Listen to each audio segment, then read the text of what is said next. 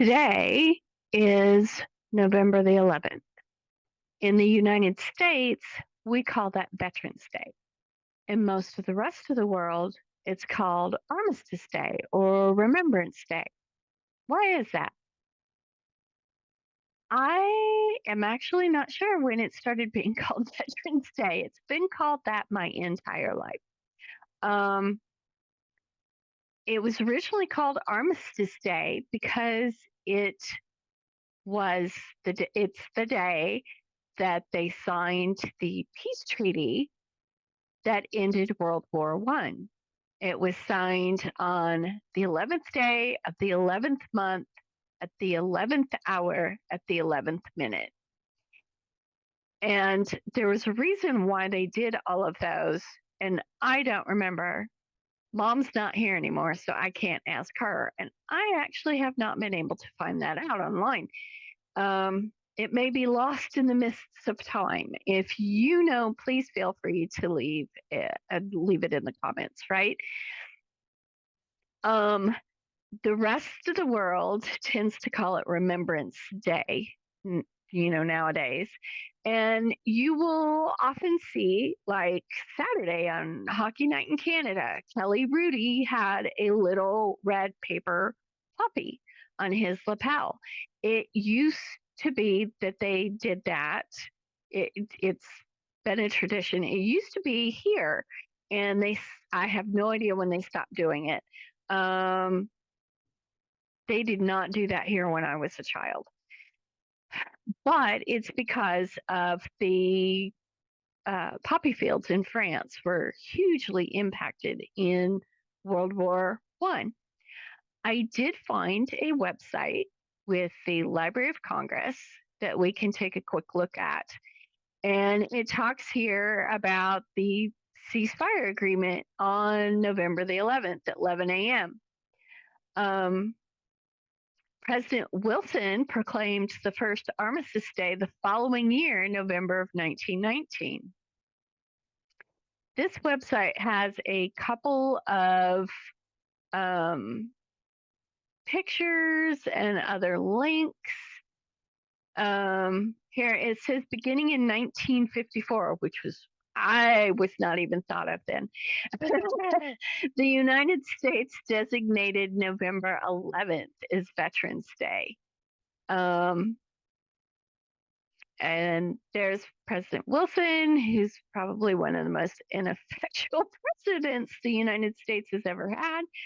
That's a topic for a different discussion. But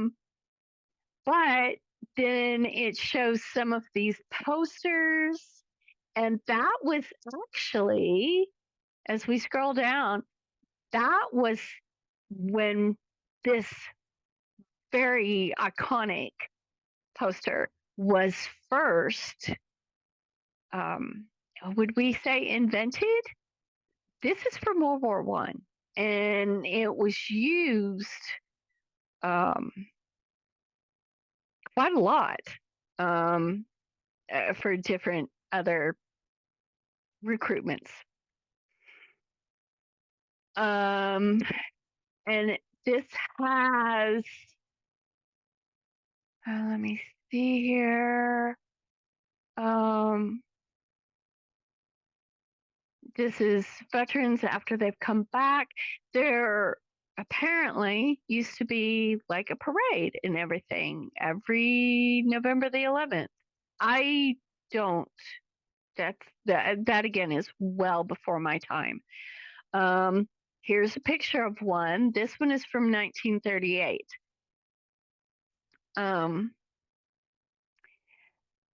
And it says you can learn more, the U.S. Department of Veterans Affairs. So let's take a look at their history. Known as the Great War, also called the War to End All Wars. Clearly it didn't, and I've never understood why anyone would ever think that it would, right? But World War One caused World War Two. For some reason, the Allies blamed Germany for everything. They didn't start it.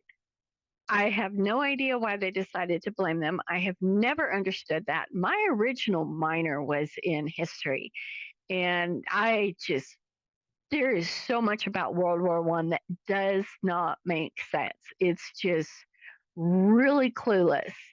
Um, Actually, there's quite a bit of history that got put into Rowan Atkinson's last Blackadder series.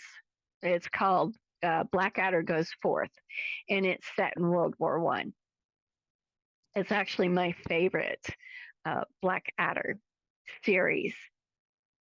Anyway, so this has the whole timeline of it, and we can see, of course, there were welcome home parades and other things like that, right?